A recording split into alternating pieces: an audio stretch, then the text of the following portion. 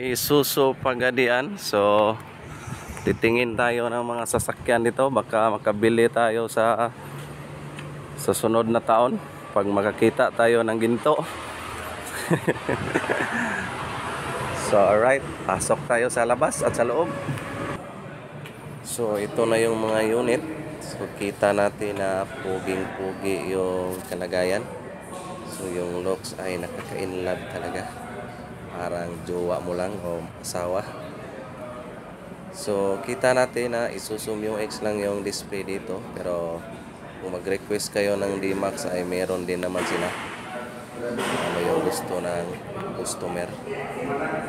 So para sa mga nagpaplano bumili ng Isuzu MU-X or SUV, so at least may kunting idea na kayo.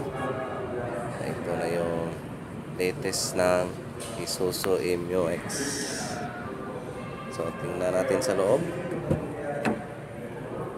So wow na wow yung sa loob. Laki ng protector niya or touchscreen. So automatic transmission, may electronic parking brake na rin. So hindi na siya cable. Yan. So ganda ng pagka-design. So malaki na yung Nakuha na niya ko ano, flat screen. So yung upuan din, maganda na yung dito. So makinig muna tayo sa sales assistant. Kuya ka na. Brochure, na din ang specs. Kani siya, NSE. Mo na siya. NSE.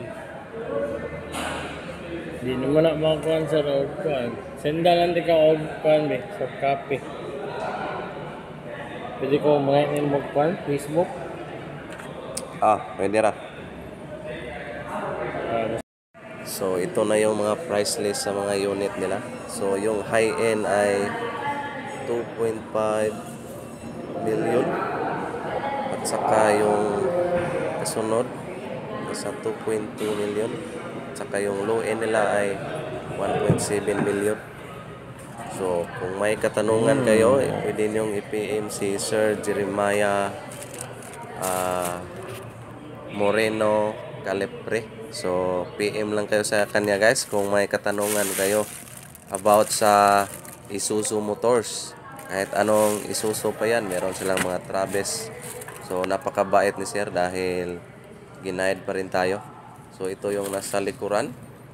So kita natin na nakabalot pa ng mga silupin yung mga upuan. Tsaka yung leader sa sasakyan, napakaganda. So yung gulong niya, tsaka yung rim ng size niya ay 20 na. So ito yung nasa likuran. So para sa akin talaga ay puging-pugi ito. So iba-iba naman yung choices ng mga tao, pero nasa sa inyo na yon. So at least sa mga nagbabalak bumili ng Isuzu MU-X, so tingnan nyo lang ito dahil medyo meron kayong idea dito. So mamaya gagawa tayo ng video kung bakit number 1 yung Isuzu Motors para sa atin. Electronic parking brake na po na siya, no? Electronic na siya. Sayang na, dati din mo unit na mo. Mag-quit. Mag-test drive lagi ito doon eh. Ang kuhan ay ang so ito yung nasa likuran niya. So okay naman yung space. So may lagayan sa shades mo. So ito yung mga features sa Isuzu MU-X. So ganda siya. So dito tayo sa driver side. So sakyan natin to. At least makakasakay talaga tayo ng brand new na hindi pa na ilabas sa kasa. So dahil hanggang tingin lang muna tayo. So dito tayo upo-upo muna at tingnan yung mga features. So yung wheel steering nga napuno na ng mga push button na guide katulad ng mga radio, sa mga Odo. Ayan. Ayan. So, marami ng mode setup. So, ito naman yung sa mirror niya. Pwede mo i-adjust. Saka, ito naman yung unlock sa door.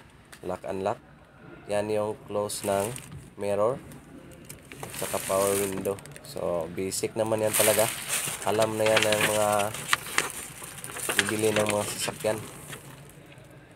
So, yan yung mga unit nila. So, para sa akin talaga, pugi eh. Yung looks, hindi talaga pahuhuli. So, sarap sana bilhin pero wala talaga tayong pera. Hindi tayo maka-afford. So, ito yung ipipm nyo guys. So, si Mr. Jeremiah Moreno Calepre. Kung may katanungan kayo about sa Isuzu, pwede kayong mag-message sa kanya. So, right. So, magandang gabi sa ating lahat mga master. So, bago natin simulan yung video, please subscribe to my YouTube channel. Paki-hit na rin sa notification bell. At paki-like na rin para updated ka sa mga video na i-upload natin, lalong-lalo na sa mga trouble ng mga sasakyan. So, lahat ng best natin ay ginawa natin para makashare tayo sa inyo at ma-fix din natin yung mga problema ng mga sasakyan sa mga customer natin. So, right. So, yung shop pala natin ay nasa Maranding, Lanao del Norte. So, Mindanao. At saka located at beside at Gloria Bazaar. So, right. Yes, sir. So, yon nga guys. Gumala tayo sa Isuzu kanina sa Pagadian. So, sa mga nagbabalak na bumili ng SUV. So, hindi ko naman talaga binibinta ninyo si Isuzu Motors. Pero based on my experience, kung patibayan lang naman ay di kayo magsisisi sa Isuzu. Tapos yung power ng Isuzu ngayon, lalong-lalo na sa mga bago, sa mga MU-X 2023 model, pareha kanina. So 4GG3 na yung engine. So malakas na yung power niya. So sa mga nagbabalak bumili ng SUV or pick-up, maganda si Isuzu MU-X at saka si Isuzu D-Max. So right. So based talaga sa experience ko dati, kasi medyo matagal din akong nagmamaniho sa Isuzu MU-X. So wala talagang aberya na ginawa yung sasakyan sa amin. So 5 years kong dinala yung Isuzu MU-X. Ang layo pa ng nadating namin. So yung mga basic needs lang talaga ng sasakyan ay gulong, change oil. Yan lang talaga yung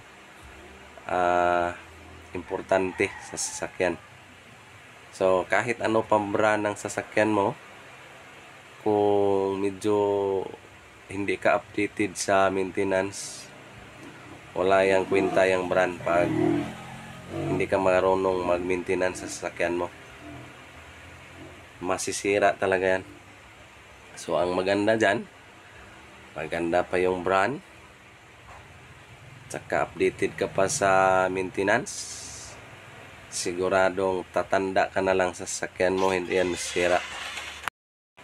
So kita naman natin kanina yung mga features niya, yung bagong MU-X 2023 na nag-upgrade na talaga sila. Kita natin yung monitoring screen sa dashboard.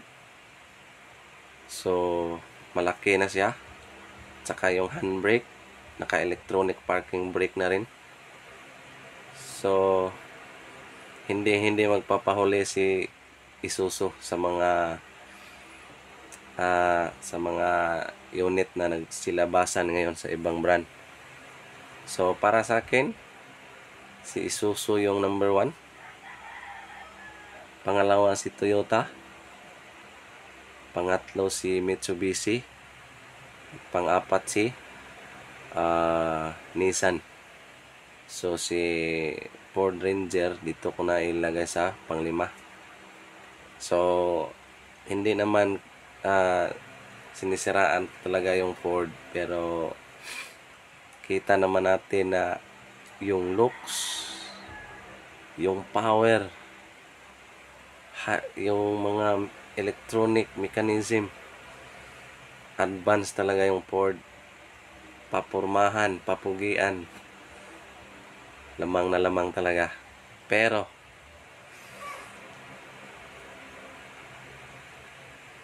kung marami kang pera, okay lang. Kung makapal palagi yung wallet mo, okay lang talaga. Dahil check nyo na lang yung video natin na si Ford Raptor, nag low power, batang bata pa yon. So kita naman natin na yung Ford Raptor ay bagong labas lang talaga yan, 2021 model. So nasira na yung injector niya, so pinalitan natin ng injector. At di ba kayo magtanong kung magkano yung injector ng Ford Raptor? So nabili namin yon sa Cagayan de Oro, sa Osmeña, pinabili namin. So 35k lang naman. Hindi pa yan kasa. Kung kasa ng Ford yan ay siguradong times 2 yung kahimtang or kalagayan. So nitong bago lang, nagpalit din ako ng brake pad. So yung brake pad ng front sa Ford 12,000 brake pad lang yan. So kita natin na kung pangmasa lang, for me, lalong lalo na sa akin, so kung makabili man ako, okay na lang, hahanga na lang ako sa looks niya at sa mga power niya. Pero kung praktikalan lang, dito na lang ako sa Isuzu. So alright, so itong video na to ay hindi ko naman sinisiraan talaga yung Ford, pero kung praktikalan lang yung pag-usapan, pwede ka sa Isuzu, Toyota or Mitsubishi. Nissan, okay lang yan, medyo mababa yung maintenance dyan. So sa mga owners ng Ford, so salute ako sa inyo dahil medyo malaki talaga yung maintenance dyan. So di lang natin pahabain yung masyado yung video. Nagpapasalamat ako sa nag-assist natin kanina sa Isuzu Pagadian na si Jeremiah ano bang apelido nun?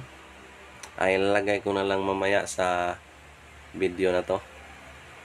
So yun lang, at sana ay at least may guide kayo na makabili ng mga sasakyan. Yung pangmasa at praktikalan. So una ko si Isuzu, Toyota ang pangalawa, Mitsubishi ang pangatlo, pang-apat si Nissan. So nasa sa inyo na yon kung ano yung mga gusto nyo na mga sasakyan. Pero para sa akin lang, as a mechanic at saka sa based in experience, Isuzu ang number 1 sa akin. So yun lang, at magandang gabi sa ating lahat. Yes sir.